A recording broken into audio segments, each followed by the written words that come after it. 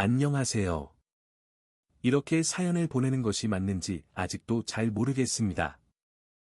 제 이야기가 누군가에게는 너무 평범할 수도 있을 것 같아서요. 그럼에도 불구하고 이 편지를 쓰게 된 이유는 단 하나입니다. 엄마의 손을 떠올리면 아직도 마음이 멈칫하기 때문입니다. 이 이야기는 제가 어른이 되고 나서야 이해하게 된 저희 어머니에 대한 이야기입니다. 제가 기억하는 엄마의 손은 늘 거칠었습니다. 어릴 적에는 그게 싫었습니다. 친구들 엄마 손은 하얗고 부드러워 보였는데 우리 엄마 손은 항상 갈라져 있었고 겨울이면 피가 맺히기도 했습니다. 엄마가 제 머리를 쓰다듬을 때면 따끔거려서 저는 슬쩍 고개를 피하곤 했습니다. 그때는 몰랐습니다. 그 손이 왜 그렇게 되었는지. 엄마는 아침에 가장 먼저 일어나셨고 밤에 가장 늦게 주무셨습니다. 아침밥을 차리고 도시락을 싸고 집을 정리하고 부업을 나가셨습니다. 낮에는 남의 집 일을 도와주셨고 저녁이 되면 다시 집안일을 하셨습니다. 그런데도 엄마는 늘 안 피곤하다고 말씀하셨습니다.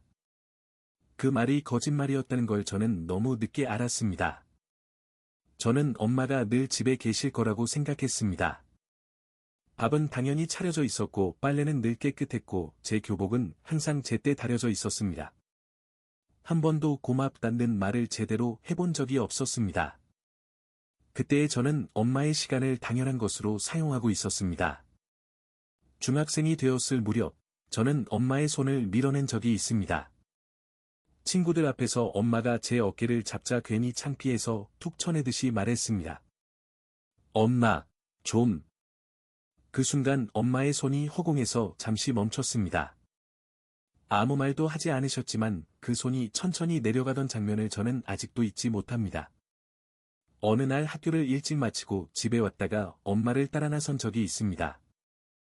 엄마는 사람들 눈에 띄지 않는 일을 하고 계셨습니다.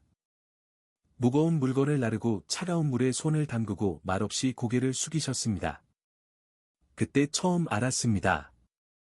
엄마의 손이 거칠어진 이유를. 하지만 그 장면을 보고도 저는 달라지지 않았습니다. 사춘기라는 이유로 짜증을 냈고 말을 함부로 했고 엄마의 잔소리를 상처처럼 받아들였습니다. 엄마는 그 모든 말을 그저 조용히 듣고 계셨습니다. 고등학교를 졸업하던 날, 집에 돌아와 혼자 울고 있을 때 엄마가 방문을 여셨습니다. 아무 말 없이 제 옆에 앉아 같이 울어주셨습니다. 그때 처음 봤습니다. 엄마가 소리 없이 우는 모습을. 그날 엄마의 손이 제 손을 꼭 잡고 있었습니다. 집을 떠나 혼자 살게 되었을 때 엄마의 손은 전화기 너머로만 느껴졌습니다. 밥은 먹었니? 감기 조심해라. 그 말들이 귀찮게 느껴질 때도 있었습니다. 하지만 전화가 오지 않는 날이면 괜히 불안해졌습니다. 오랜만에 집에 갔던 날, 엄마는 예전보다 많이 야위어 계셨습니다. 밥을 먹다 말고 엄마가 제 손을 잡으셨습니다. 여전히 거칠었습니다. 그런데 이번에는 그 손이 따뜻하게 느껴졌습니다. 엄마의 손에는 말하지 않은 이야기들이 가득 담겨 있었습니다.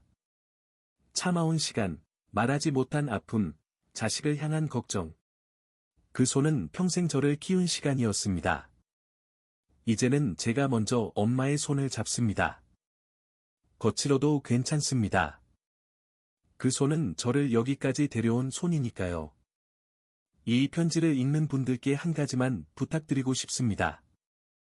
오늘 부모님의 손을 한 번만 더 잡아보시길 바랍니다.